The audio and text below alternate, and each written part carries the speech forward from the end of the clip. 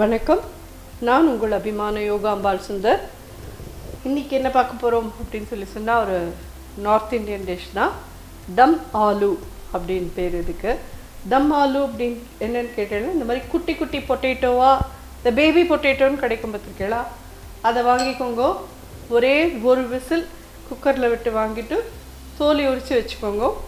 அதுக்கப்புறம் நம்ம எப்படி பண்ணணும்னு சொல்கிறேன். இப்போது இது நான் ஒரு விசில் வாங்கிட்டு தோலி உரித்து வச்சுருக்கேன்.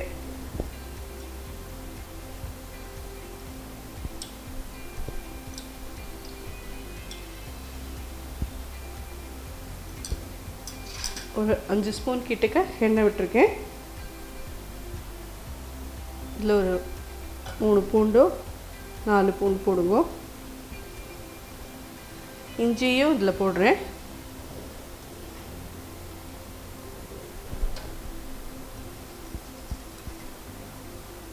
வெங்காயம் இந்த மாதிரி நீள நீளமாக போட்டுக்கோங்க. அது வதக்கிட்டு தான் அரைக்க போகிறோம் நம்ம.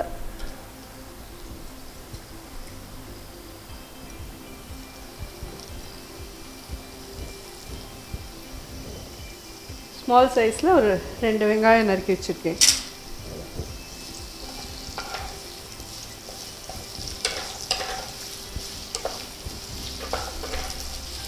ஒரு 10 முந்திரி பருப்பும் இதிலேயே போடலாம்.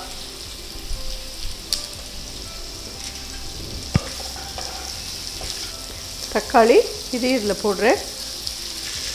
ஒரு மீடியம் சைஸ் தக்காளியாக 3 தக்காளி கட் பண்ணி போட்டிருக்கேன்.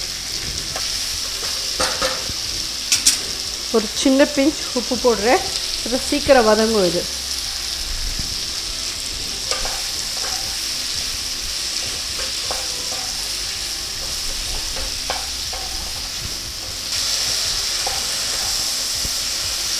நல்லா வதங்கிட்டு கொஞ்சம் ஆறுன விட்டு இதை நல்லா பேஸ்ட் மாதிரி அரைச்சிடலாம்.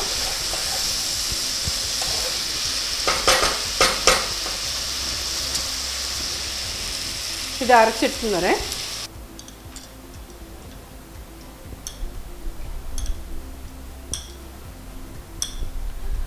ஒரு 5 டீஸ்பூன் விட்ருக்கேன். ஒரு 2 டீஸ்பூன் நெய்யும் விட்றேன். இந்த உருளைக்கிழங்கு ஜஸ்ட் இந்த மாதிரி குத்திட்டு போட்டுருங்க.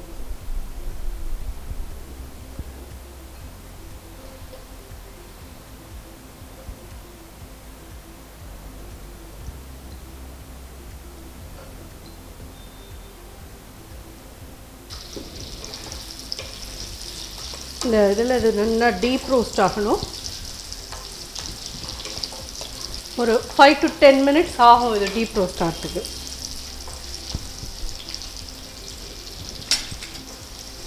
பார்த்தீங்கன்னா நல்ல டீப் ரோஸ்ட் ஆகிடுது. இது நம்ம வேற ஒரு பாத்திரத்தில் எடுத்துக்கலாம்.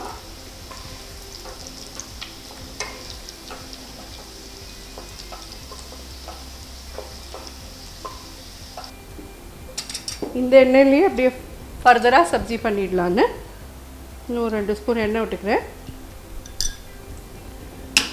இதில் 2 பட்டை, ஒரு பே லீஃப், 2 ஏலக்காய் எல்லாம் போட்டிருக்கேன்.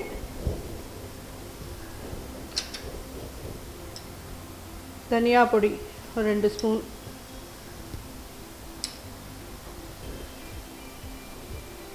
இது ரெகுலர் மிளகா பொடி ஒரு 1/2 ஸ்பூன் போட்டிருக்கேன். இது காஷ்மீரி சில்லி பவுடர் 1 ஸ்பூன் போட்டிருக்கேன். ஜீரா பவுடர் 1/2 ஸ்பூன் போட்டிருக்கேன். கசூரி மேத்தி க்ரஷ் பண்ணி இதில் போட்டுடணும்.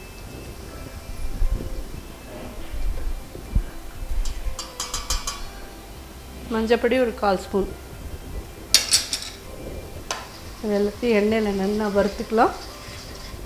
கருகக்கூடாது, அடுப்பு சின்னதாக தான் இருக்கணும். இந்த இதில் இந்த அரைச்ச இந்த விழுதக்கலாம்.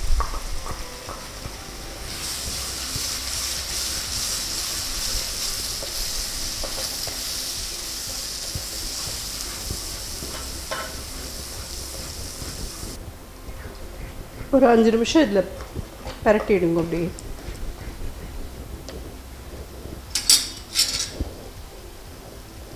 4 ஸ்பூன் தயிரும் போட்டுக்கலாம்.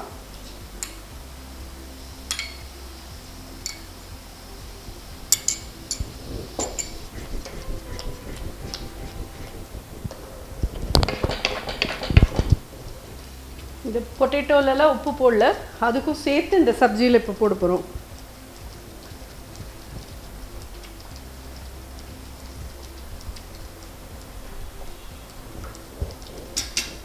இந்த பொட்டேட்டோவை இதில் போட்டுடலாம்.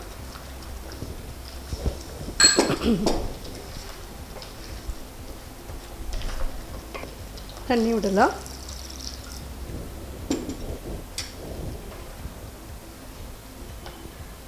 ஒரு அரை ஸ்பூன் சர்க்கரை போடுறேன். கரம் மசாலா பொடி அரை ஸ்பூன், கிச்சன் கிங் 1/4 ஸ்பூன். மூடி போட்டு இதை ஒரு 10 நிமிஷம் கொதிக்கிட்டோம்.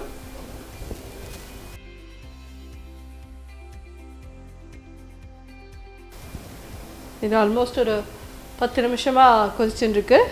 நடுப்புற ஒரு தடவை திறந்து கிளறி விட்டேன். எப்படி இருக்குன்னு பார்க்கலாம்.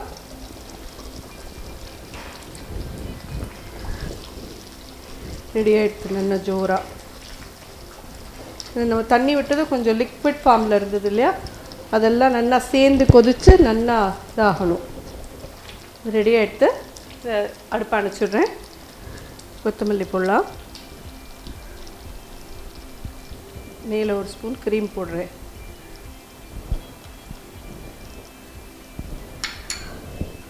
ஸோ இதை எதோட தொட்டுன்னு சாப்பிட்லாம் அப்படின்னு கேட்டிங்கன்னா, ஜீரா புலாவோடு சாப்பிட்லாம், அப்படி இல்லைன்னா சப்பாத்தியோடு சாப்பிட்லாம்.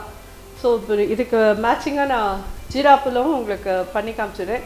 ஆக்சுவலி ஜீரா புலாவ் குக்கர்லேயே டைரெக்டாக வறுத்துட்டு 1:2ன்ற ரேஷியோவில் தண்ணியை போட்டு வச்சு அப்படி பண்ணலாம். இல்லைன்னா சாதத்தை மட்டும் தனியாக அந்த மாதிரி வடிச்சு எடுத்துட்டு இப்படி நான் பண்ணுற மாதிரியும் பண்ணலாம். இதர்வே உங்களுக்கு எப்படி பிடிக்கிறதோ அப்படி பண்ணலாம். இப்போ நம்ம ஜீரா புலாவ் எப்படி பண்ணுறதுன்னு பார்க்கலாம். ஸோ பாஸ்மதி அரிசி இதை 1:2 அப்படின்ற ரேஷியோவில் தண்ணி விட்டு நான் வெடிச்சு எடுத்து வச்சுட்டேன் முன்னாடியே. இப்போ ஒரு நெய் ஒரு 2 ஸ்பூன் கிட்ட விட்டுருக்கேன். ஜீரகம் 1 டீஸ்பூன் வரைக்கும் போடுறேன். இது பொரியணும் நல்லா அந்த நெய்யில். 2 பே லீஃப் போடுறேன்.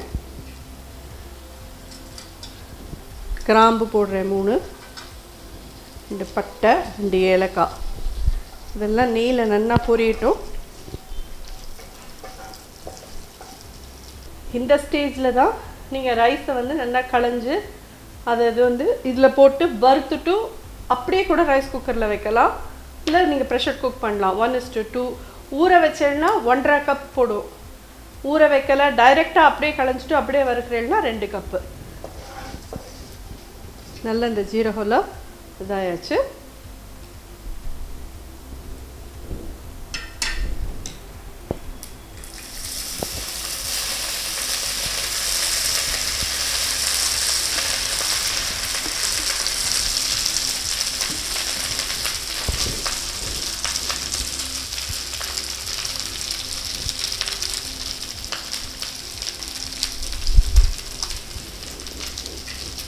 உப்பு தேவையானது போட்டேன்.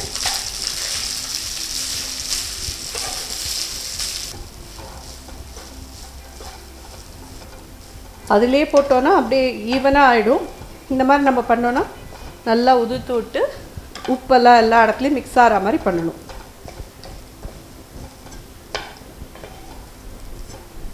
ஃபைவ் மினிட்ஸ் இதோட மூடி வைக்கலாம். அப்போ தான் அந்த பட்டை கிராம்போட வாசனை எல்லாம் அதில் நல்லா இறங்கிக்கும். ஒரு 5 மினிட்ஸ் ஆகிடுது. இதை எடுத்துடலாம்.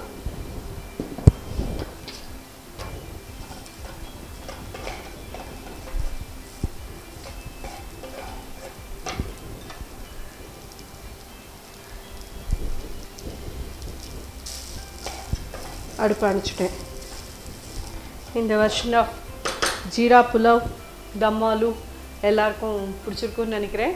கண்டிப்பாக பண்ணி பாருங்க, ரொம்ப நல்லாயிருக்கும். குழந்தைகளுக்கு இந்த ஜீரா புலாவ் காரமே எல்லாத்துக்கும் அதுக்கும் சமத்தாக சாப்பிட்டுடும், ஒன்றும் பிரச்சனையே இருக்காது.